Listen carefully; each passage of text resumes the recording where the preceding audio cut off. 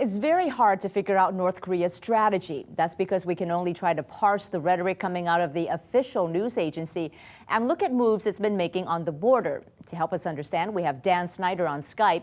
Dan is Associate Director of Research at the Shorenstein Asia Pacific Research Center. Welcome back to LinkAsia, Dan. Nice to be with you. Now, this step-by-step raising of tensions, what the NBC reporter called salami tactics, what do you think the North is trying to prove?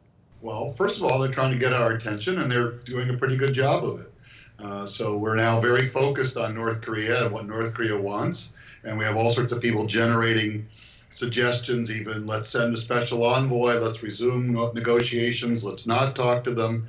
They've made themselves the center of attention, and I think that's their primary objective.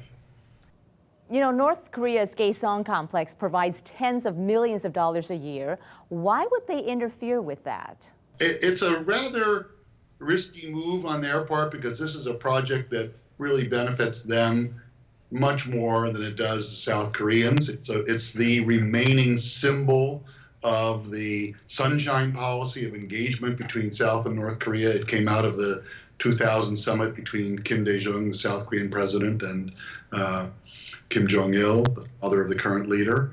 And it's been operating for almost 10 years without interruption.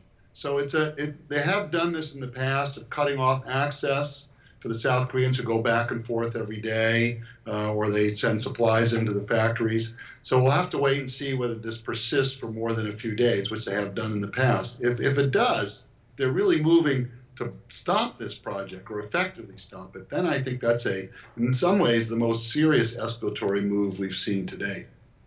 Dan, a lot of the North's threats seem conditional. That is, they say they will go to war if the South and the U.S. act first. What does that tell you about how committed they are to waging war?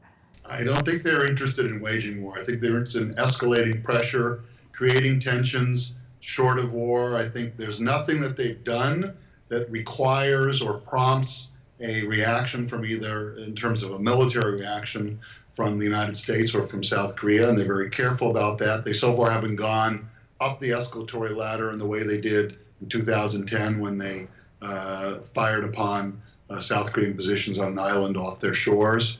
So I think in part because both the United States and the South Koreans have made it clear that if that kind of thing happens this time, there's going to be a fairly strong response.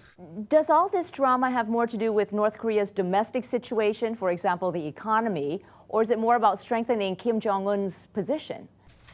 Well, this is my own view, but it's one that's shared by some others who watch North Korea closely, that I think the North Korean government has said we want to pursue two goals at the same time, economic development and developing our nuclear weapons capability, to have us be understood and accepted as a nuclear weapons state.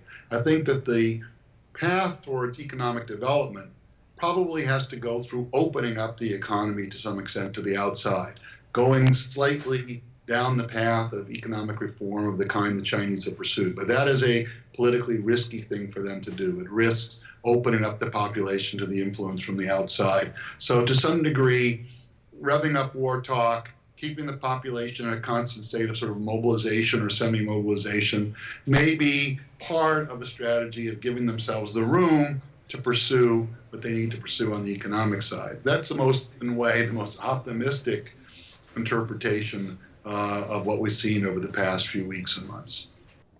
Well, the mobilization that you're talking about, that takes a lot of money. And also for the North to do that, it has to put a lot of people into preparation for potential war, which means lost productivity elsewhere. Does that make any sense to you?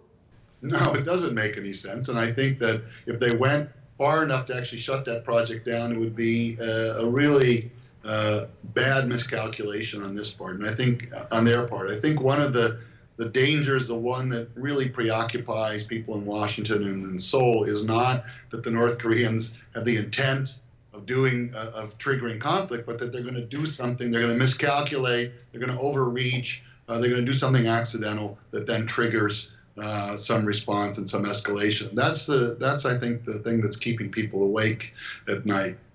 Very good insights. Thanks, Dan. Thank you. Dan is Associate Director of Research at Stanford University's Asia Pacific Research Center.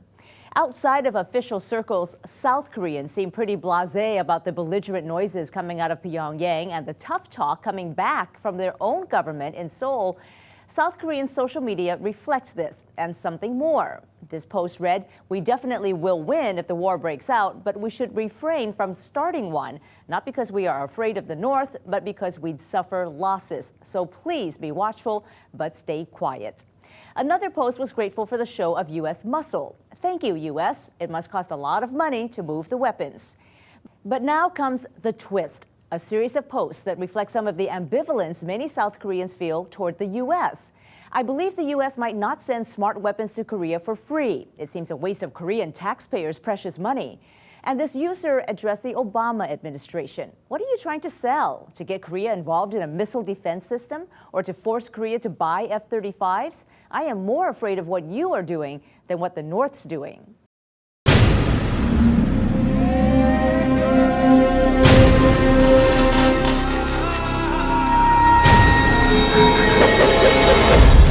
Now on U.S. airwaves, a global channel of uncompromising stories. World news, documentaries, entertainment, and culture. Link TV, connecting you to the world. For more information, visit linktv.org.